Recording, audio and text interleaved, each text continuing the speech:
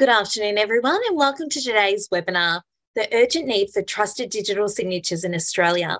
I'm Megan Chappell from SigniFlow, and I'll be your host today. As you know, the pandemic accelerated the use of e-signatures amongst Australian businesses, with the federal government enacting temporary changes that allowed companies to conduct business digitally.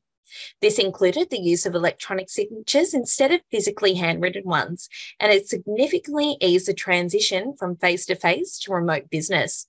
While the speed of which e-signature technology was adopted allowed for immediate business use and electronic transactions, users didn't necessarily have time to weigh the risks associated with the electronic execution of documents. In addition, many were not fully informed around the different types of electronic signatures available to them and what the benefits of each were. You would have heard about electronic signatures and digital signatures, two terms that get used interchangeably, but which are fundamentally different. Indeed, not all online signatures are created equal. Today, we have two experts in the field, Chen from GlobalSign and David Saunders from SigniFlow, with us to shed some light on this. Rocky and David will help you better understand the difference between electronic signatures and digital signatures against the backdrop of the urgent need of trusted digital signatures in Australia.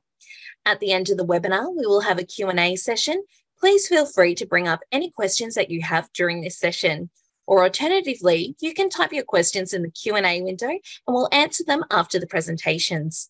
Finally, please stay with us until the end of the webinar so you can be a part of a lucky draw in which one attendee will walk away with a pair of second-generation Apple AirPods.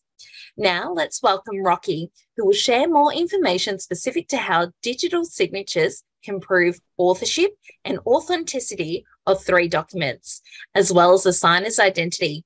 He will highlight all the imminent roles of trusted digital signatures in our company's digital transformation journey. Over to you, Rocky. Thank you very much, Megan. Hi, everyone. My name is Rocky, and I'm a senior account manager from GlobalSign. And myself have been working with a lot of clients from Australia and New Zealand for almost 5 years. So allow me to give a little bit of introduction about our company. GlobalSign have been a public trust certificate authority since 1997, and we, as a leading provider of digital identity and security management solution for provider, we are actually one of the longest standing web trust accredited certificate authority in the world, and that lead us in the industry by providing Internet of Everything in many countries. And I believe many of you might be wondering, like, what is a digital certificate authority? Basically, a certificate authority is a public trusted entities that manage and issue a digital certificate. And in order to issue the digital certificate, we have a set of rules and the policies that we need to follow, and to make sure that, you know, when we issue out a digital certificate, we are not issue out to a fake identity or an unauthorized person. So today's agenda, we will be talking about what are electronic and digital signature in general, and how does PDF reader verify a valid digital signature, and what is the role for GlobalSign in digital identity, and then also we talk about how GlobalSign issue a digital certificate, and how to digitally sign a document by using SigniFlow. Right. So electronic signature or e-signature refer broadly to any electronic process that indicated acceptance of an agreement or a record.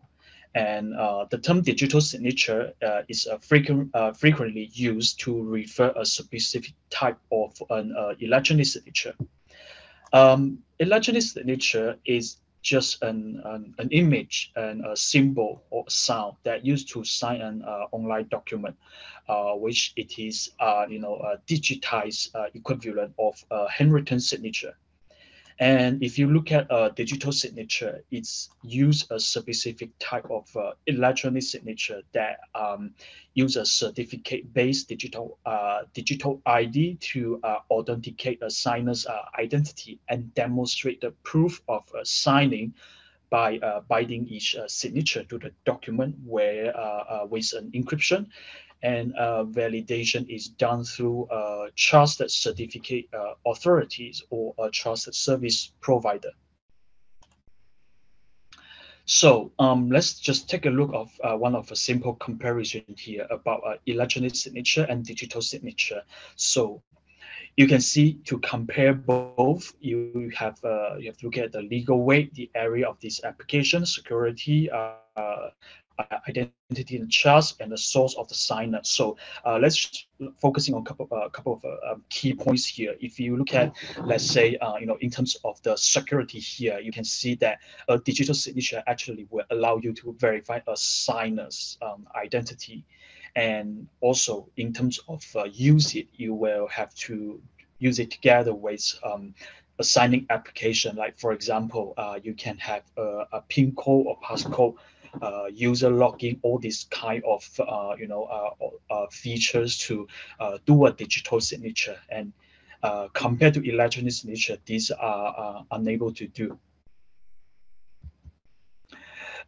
Next part here, I will show you a demo which I have actually seen from some of my customer in the past, and the way they sign a document by using an electronic signature is not really considered as safe or secure, but it also can be easily to be faked by someone else.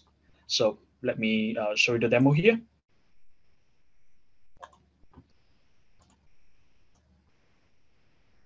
Assuming this is one of the document that I'm giving it to one of my customer, Mr. Jackson, and John is my line manager. So what I'm going to do here is that before I send out this quotation, I didn't get John's approval, and now I'm trying to fake John's signature in the document and send it to Mr. Jackson. And I can show you how to do it right now. So as you can see, this is Adobe PDF Reader, which is everybody use it every day in your business practice. You know, when you send a document, when you sign a contract or whatever. So the PDF Reader itself, it comes with a function called Fill and Sign. So which is right under here. So if you go to Fill and Sign, I guess some of you guys have used this before. So what I'm going to do is that I'm just gonna click here, and then I will click sign yourself. So what I'm going to do here is that I will add a signature. When I add a signature, you can see there are like a couple of options here that allow you to input to sign the document. So assuming I managed to get a picture of John's signature from one of the hard copy document, right? I can just easily copy and paste to this document right here. All right. So done. Let me close it. And now you can see the document has John's electronic signature. I can send to Mr. Jackson without nobody know, because this is a handwritten signature from John, and I just take a picture of it and then save it as an image to send out. So this is one of the way that I have seen people done it in the past, and you can see that how easily an electronic signature can be fake by different person. So this is one of the scenario. There's a second scenario, which also people told me that, oh, they can create a digital identity by themselves.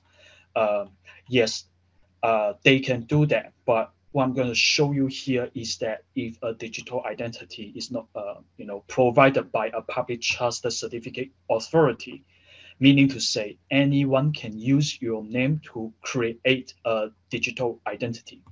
So here's another function that you can see from here. Still go to the tools, then I will go to a certificate, and I'm going to here click digitally sign, and then I will just draw a signature block here, and I go here configure new digital ID. So if I go here, create a new digital identity. Continue.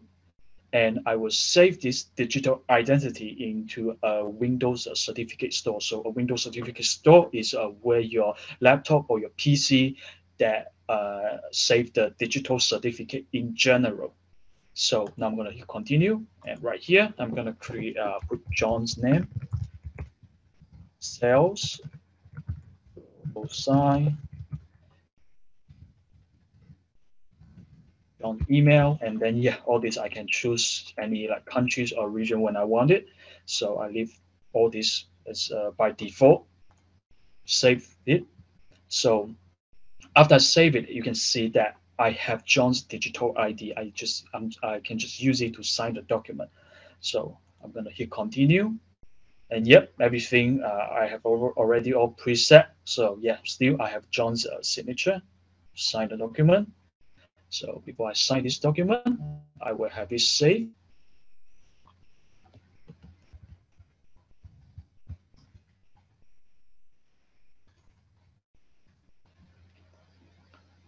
Okay, so now I have this document saved. Let's open it and then let's see what happened. So you can see the document has been digitally signed by using a self-created digital identity. And yes, you might be wondering why the blue ribbon here says that sign and all signatures are valid. Let me explain to you. Remember earlier when we created this document, this digital ID, uh, it's also created a digital identity for John, which is automatically saved in my Microsoft Windows. And meaning to say, if you have this certificate saved in any of the PC, when you receive this self-signed document, you will all get this blue ribbon here. But let me show you some more detail here. If I go to the signature, let's go to the signature, and I will go to check the signature properties by meaning to say see the digital signature detail. You can see, yes, you can still see this this name, this email address, this information, and issue by John Smith. So now comes to a question. With all this information right here, it's all created by myself. And if you receive it, you may be wonder, oh, okay, this is actually from John. But what what if I delete this digital ID in my laptop, in my computer, and think about it in this way: your computer or your laptop may not have John's digital ID. So let me show you how it looks like after this. So I'm going to go here. I'm going to delete this digital ID, close it. I will close the document, and then I will open it again.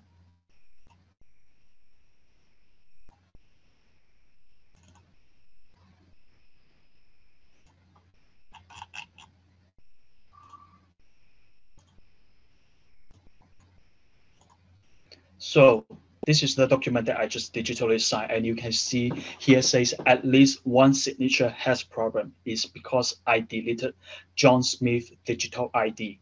So in a general practice, you will not receive any random person's digital ID and then save it in your Windows and then say, okay, this is my ID. You have to trust my digital ID, because this is not really makes sense to or to trust an actual digital signature, right? So let me show you a sample here that what is an actual digital signature, like what kind of information that it will contain. So again, you see the blue ribbon here, which I will explain it further for you later. But what I'm trying to show you here is that if I go to the signature here, again, I will check the digital signature information. I will see, yes, my name, my email address, my organization name, and issue by GlobalSign GCC R6 AATLCA. So remember this one here. This one I also will explain further in my following slide.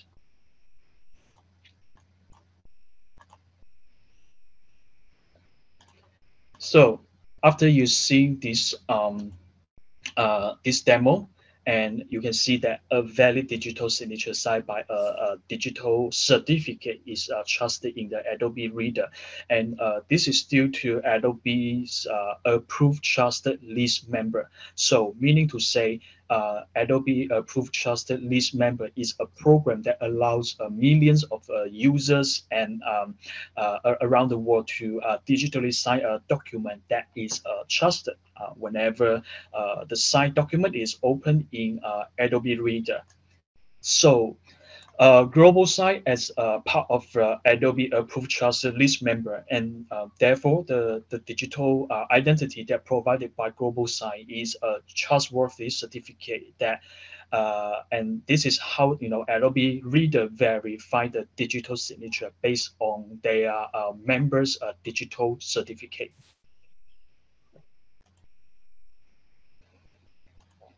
So if you remember, right, digital certificate is primarily act like a identity card or like a driver's license or or a passport, as it basically tells you that that you are who you are, and your identity's validity period.